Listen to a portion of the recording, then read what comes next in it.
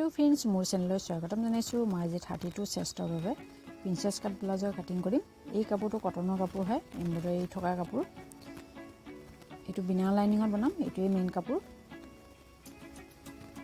এইখিনি embroidery part দুটা স্লিভছৰ বাবে দুফালে আছে দুটা স্লিভছৰ বাবে প্ৰথমতে স্লিভছৰ কাপোৰখিনি থৈ দিম পিছত বাকি বডি পাৰ্টৰ কামখিনি আগে কৰি লম এটো এটা স্লিভছৰ পাৰ্ট এই বডি পাৰ্টটো ফুল এমব্ৰয়ডাৰী আছে বডি পাৰ্টৰ যিখিনি এমব্ৰয়ডাৰী পাৰ্ট সেইখিনি বেক পাৰ্টত ৰাখিম বেক পাৰ্টৰ বাবে এইখিনি দুটা সাইডে সমানে ফুল আছে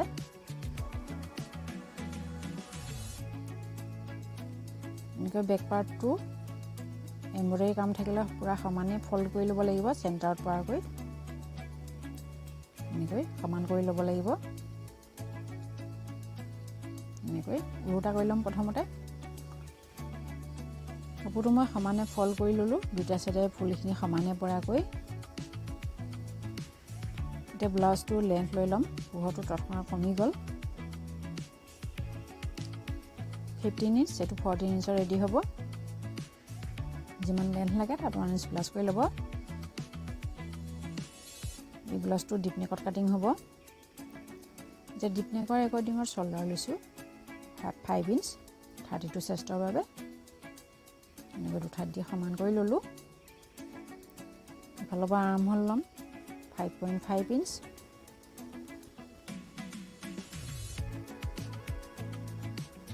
এটা চেষ্টৰ 4 ভাগৰ এভাগ লৈ লম 32 4 ভাগৰ এভাগ 8 ইঞ্চ আৰু মাৰ্জিন যিমানখিনি লাগে লৈ ল'ব মই 1.5 ইঞ্চ ৰাখিছো ওয়েস্ট 28 হয় তাৰ 4 ভাগৰ এভাগ 7 ইঞ্চ 1 ইঞ্চ বেক ডাৰ্টৰ বাবে আৰু 1.5 ইঞ্চ মাৰ্জিনৰ বাবে এটা মিলাই ললো পইণ্ট কেইটা এইটো ফিটিং লাইন হয় এই ফালৰ পৰা শেপ দিবলৈ 1 ইঞ্চ লৈছো আৰ্ম হোলৰ ফালৰ পৰা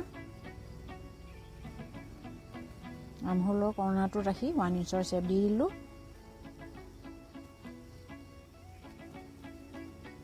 এতিয়া নেক উইথ ৰাখিছো 2 ইঞ্চ এটো ডিপ নেকৰ একৰ্ডিংত ৰাখিছো বেক নেক লেন্থ ৰাখিছো 9 ইঞ্চ আপুনি কম বেছি কৰিব পাৰে তলৰ ফালে বহলটো 2.5 ইঞ্চ ৰাখিছো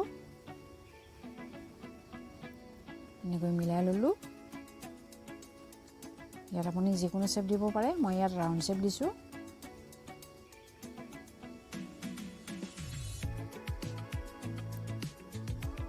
এইফালে নেকৰ ফালে অকণমান ডাউন কৰি দিম এতিয়া বেক পাৰ্টটো কাটিং কৰি লম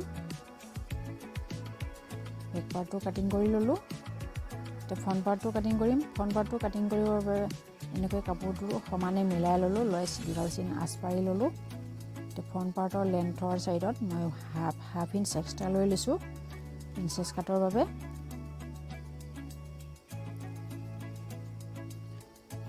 ইফালেও হাফ ইঞ্চ এক্সট্ৰা লৈ লম হুক আৰু কাজপটিৰ বাবে যেহেতু এটো ফ্ৰন্ট ওপেনত তৈয়াৰ হ'ব সেইকাৰণে এতিয়া দুইডাল চিনত পৰাকৈ বেক পাৰ্টটো এনেকৈ বহাই দিম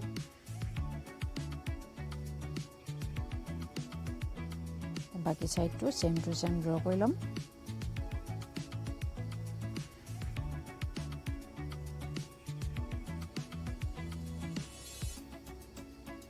বেক পাৰ্টটো উঠাই দিম আৰ্ম হোলৰ চিন কেইডাল টানি লম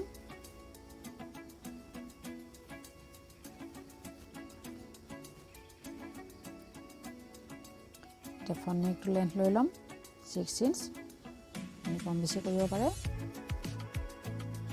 এইফালে বহলটো 2 ইঞ্চ ৰাখিছো হাফ ইঞ্চটো বাদ দি এটো এনেকৈ বক্স বনাই ললো মই ইয়াতো ৰাউন্ড শেপ দি দিছো আপুনি যিকোনো শেপ দিব পাৰে এইফালে ফ্ৰন্ট আৰ্ম হোলৰ শেপ দিছো ভিতৰ ফালে হাফ ইঞ্চ কিন্তু এটোত এতিয়া কাটিং নকৰো পিছত ষ্টিচিং কৰোতেহে কাটিং কৰিম তাৰ পিছত তাৰ ওপৰৰ পৰা বাছ পইণ্ট ললো 10 ইঞ্চ ইফালৰ পৰা হাফ ইঞ্চটো বাদ দি 3 ইঞ্চ ললো ইফালৰ পৰা আকৌ 3.5 ইঞ্চ ললো এনেকৈ মিলাই দিম এতিয়া ইয়াৰ পৰা ওপৰলৈকে প্ৰিন্সেছ লাইন ড্ৰ কৰি দিম আৰ্ম হোললৈকে টানি দিছো এনেকৈ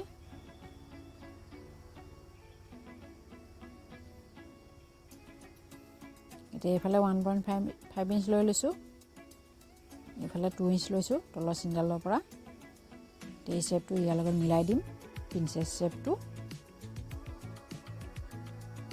এইফালে 1.5 ইঞ্চ এক্সট্ৰা লৈ ল'ম, এইফালে 1 ইঞ্চ ল'ম, এনেকৈ মিলাই দিলোঁ।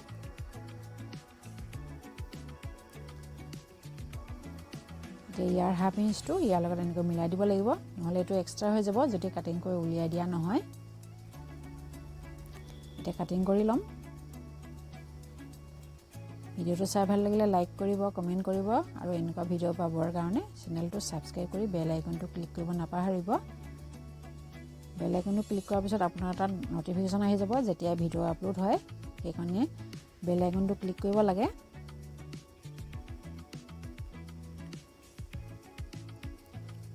এতিয়া প্ৰিন্সেছ লাইনত কাটিং কৰিম।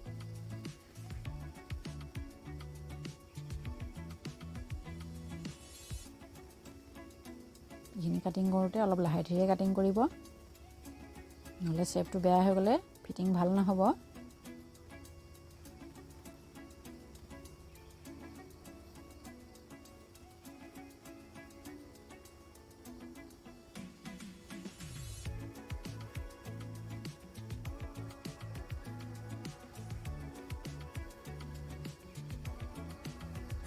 দুটা পাৰ্ট ৰেডি হৈ গৈছে। এতিয়া স্লিপছৰ কাটিং কৰিম। প্ৰথমতে স্লিপছৰ পাৰ্ট দুটা সমান কৰি ল'ম, ফুলখিনি মিলাই ল'ম, পূৰা এম্ব্ৰইডাৰী ফুলখিনি মিলাই লৈ মই ফ'ল্ড কৰি ল'লোঁ দুটা স্লিপছৰ বাবে। এতিয়া স্লিপছটো লেন্থ ল'ম, ইয়াত কাপোৰটো যিমানখিনি বাচি আছে সিমানখিনি লৈ ল'ম। মই 16 ইঞ্চ ল'ম স্লিপছটো লেন্থ, এইফালৰ পৰা 16 ইঞ্চ কৰি সমান কৰি ল'ম।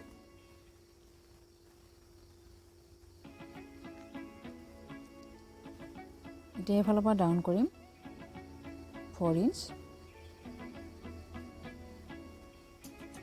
এনেকৈ মিলাই দিলোঁ।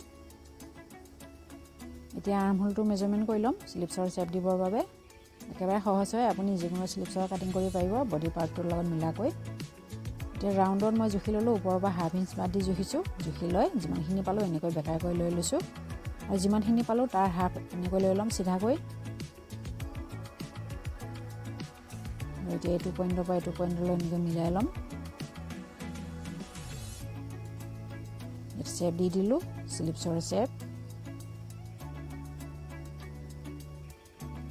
এইটো একদম আৰ্মহোলৰ লগত পাৰফেক্ট হ'ব, মিলি যাব। এতিয়া হাফ ইঞ্চ ভিতৰৰ ফালে ফ্ৰণ্ট স্লিপছৰ শ্বেপ দি দিছোঁ।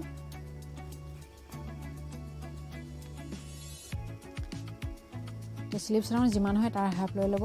স্লিপছ ৰাউণ্ড 10 হয় তাৰ হাফ 5 লৈছোঁ, আৰু মাৰ্জিনটো লৈ ল'ম 1.5 ইঞ্চ। এতিয়া ইয়াৰ পৰা ইয়ালৈকে মিলাই দিম, আৰু ইফালেও মাৰ্জিন লৈ ল'ম।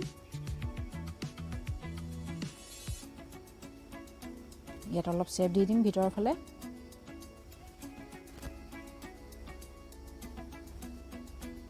এতিয়া বেক স্লিপছৰ যিটো শ্বেপ সেইটোত প্ৰথমতে কাটিং কৰিম।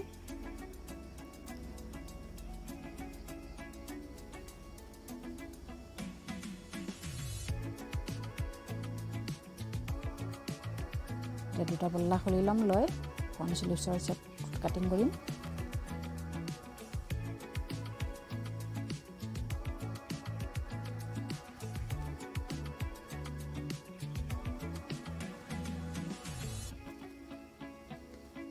এতিয়া বাকী বডি পাৰ্টখিনিটো কাটিং হৈ গ'ল, বেক নেকটো কাটিং কৰিম।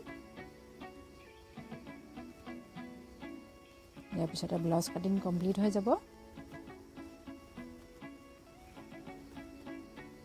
ভিডিঅ'টো চাই ভাল লাগিলে লাইক কৰিব, কমেণ্ট কৰিব। নেকটো কটাৰ লগে লগে ব্লাউজটো কাটিং কমপ্লিট হৈ গৈছে। ইয়াৰ ষ্টিচিং কৰাৰ পিছতো ব্লাউজটো কেনেকুৱা দেখে মই দেখাম, ফিটিং ইয়াৰ কেনেকুৱা হৈছে। ভিডিঅ'টো চোৱাৰ বাবে ধন্যবাদ।